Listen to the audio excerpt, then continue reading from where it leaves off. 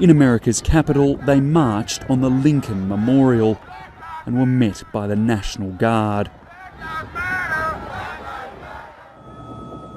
In Portland, thousands lay face down on a bridge to remember today's icon of black justice, George Floyd.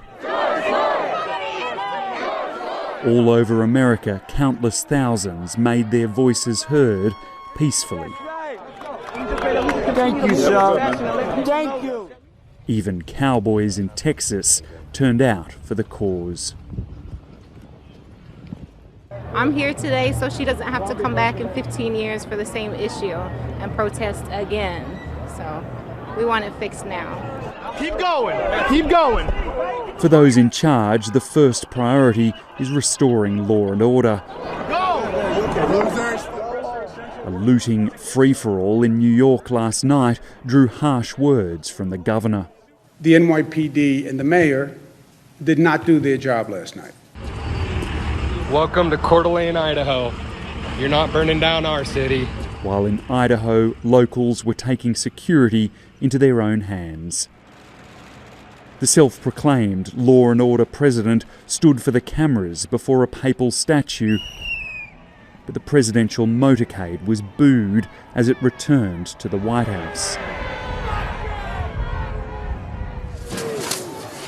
The clearing out of peaceful protesters for yesterday's photo opportunity has caused widespread outrage. Even ardent supporters of the president had blunt advice. Seems like now is the time to say, I understand your pain. I want to comfort you. I think it's time we love each other. But the president took a different course. Others saw it as a show of strength in a time of need. It was strong and powerful for the president to go there and say, we will not be cowed. The protest movement is getting political. I promise you this, I won't traffic in fear and division. I won't fan the flames of hate. Well, it may not look like it from what you can see here and at other protests around the country, but Donald Trump still enjoys a lot of support, particularly in the states that matter. Black Lives Matter! Even here, there are doubts about his opponent. Would like to see him out of the White House, of course. But then again, I don't know who else is going to be going in the White House next. Could be somebody worse than Donald Trump. As night drew on, there were more clashes at the White House and arrests in New York. The rage hasn't burned out just yet. David Lipson, ABC News, Washington.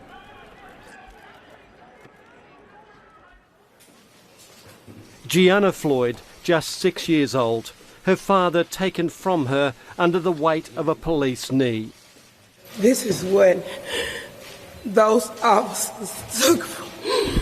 Gianna's mother, Roxy Washington, was mourning a future lost for a child and her father.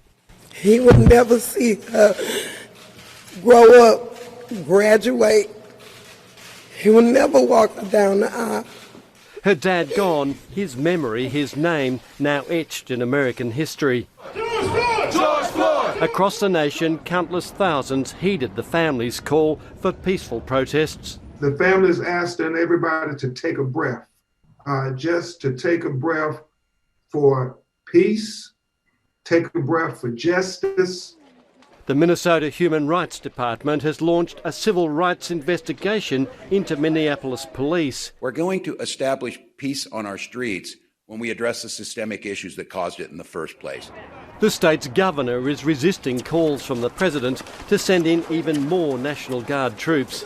And from the Minnesota National Guard itself, a promise to heed the call from protesters to keep it low-key.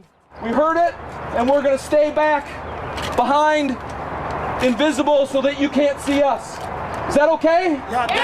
All right, thank you. That sense of cooperation between the protesters and the authorities has been seen in a number of cities. Thank you. But lurking amongst the thousands mobilising around the country is an unseen enemy. The risk of COVID-19 silently spreading through the crowds is frighteningly real. I worry terribly about the peaceful protests. I see some wearing masks. I see some others not wearing masks. One man's brutal death, one way or another, could cost many more lives in the weeks ahead. Philip Williams, ABC News.